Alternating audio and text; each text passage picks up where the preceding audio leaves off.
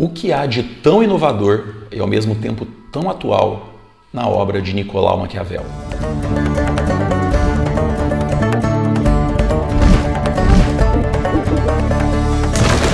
Caríssimos peripatéticos, mais uma vez sejam muito bem-vindos ao canal Missionário, o canal mais catilogente do YouTube. Eu, professor Renan, hoje vou falar com vocês sobre um dos filósofos que está assim na lista dos meus favoritos. Sabe aquela lista do top 10 dos autores que você mais gosta? Então, vou falar de Nicolau Maquiavel. Maquiavel foi um filósofo italiano, mais especificamente um filósofo florentino.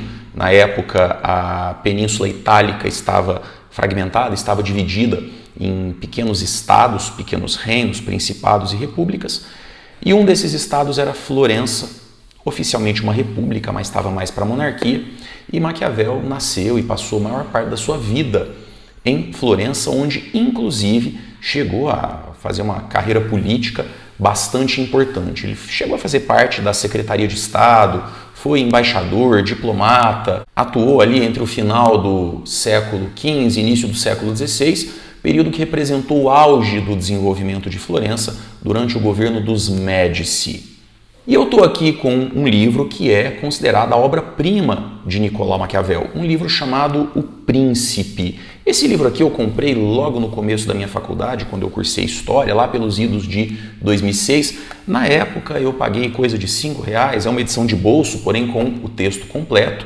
Hoje, se tiver muito caro, vai estar custando R$10 ou R$15, ou seja, não tem desculpa para você não adquirir e ler essa obra que é fundamental. É uma obra que, para muitos, inaugura o que nós chamamos de ciência política.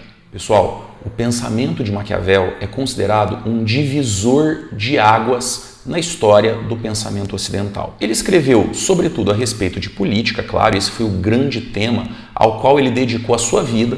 E nessa obra, O Príncipe, ele lança as bases do pensamento político moderno. Mas é interessante como o pensamento dele representa uma ruptura com tudo aquilo que a filosofia política havia produzido nos últimos 2000 anos. Porque a política torna-se um tema importante para a filosofia, torna-se uma das áreas, um dos campos de discussão da filosofia, lá no século V a.C. com Platão.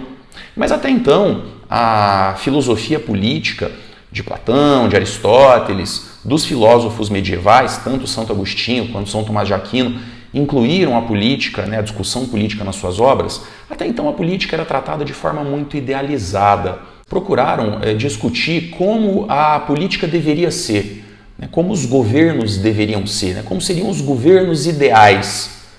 E Maquiavel percebeu que o papel da filosofia, a grande contribuição da filosofia política, seria, com efeito, a de tratar da política como ela é, compreender os mecanismos de funcionamento da política como eles são de fato, como eles operam na realidade concreta. Essa abordagem adotada por Maquiavel é chamada de realismo político ou ainda pragmatismo político. Por quê? Porque trata-se de uma visão pragmática da política, uma visão prática sobre como a política funciona, como a política é de fato, como as forças políticas atuam para se impor e se manter no poder. Claro, Maquiavel, consciente da importância do seu trabalho e do quanto ele era revolucionário na história do pensamento ocidental, não perde a oportunidade de dar uma alfinetada nos filósofos que o precederam. Há um momento ali no seu livro, no capítulo 15, em que ele diz o seguinte: "E muita gente imaginou repúblicas e principados que nunca se viram, nem jamais foram reconhecidos como verdadeiros. Vai tanta diferença entre como se vive e o modo por que se deveria viver, que quem se preocupar com o que se deveria fazer em vez do que se faz, aprende antes a ruína própria do que o modo de se preservar." Claro, Maquiavel aqui está falando sobretudo da obra de Platão, Platão que na antiguidade idealizou uma república governada exclusivamente por filósofos, porque na concepção dele somente os filósofos poderiam praticar justiça e virtude. Mas não é essa a única contribuição inovadora do pensamento de Maquiavel. Nessa mesma obra, O Príncipe, ele antecipa algumas questões que mais tarde seriam abordadas, por exemplo, pelo Iluminismo, durante e após a Revolução Francesa, como, por exemplo, o Estado laico.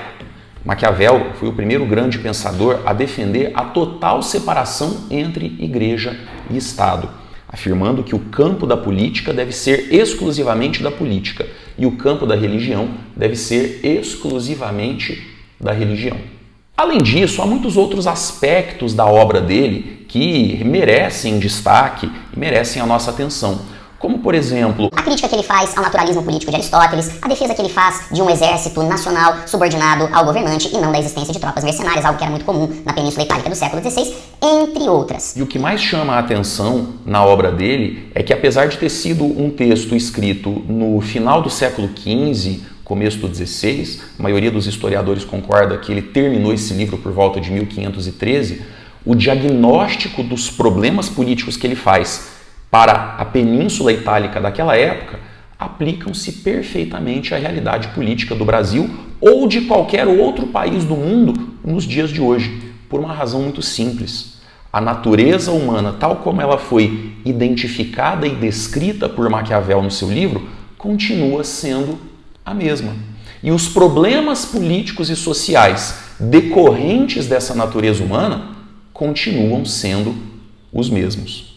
Claro, muita gente critica o pensamento de Maquiavel porque, de fato, ele faz algumas afirmações polêmicas, como, por exemplo, a necessidade de um governante saber ser cruel na medida certa, ou, por exemplo, é preferível que um governante seja temido do que amado pelo seu povo, e outras questões nesse sentido. Mas, evidentemente, a gente tem que entender a obra do Maquiavel no seu contexto, uma obra produzida durante o processo de construção do Estado moderno, de formação das monarquias nacionais, na virada do século XV para o século XVI, quando o absolutismo político era a regra, o que não significa que algumas teorias apresentadas por Maquiavel no seu livro não tenham validade, não tenham atualidade, desde que devidamente adequadas aos dias de hoje.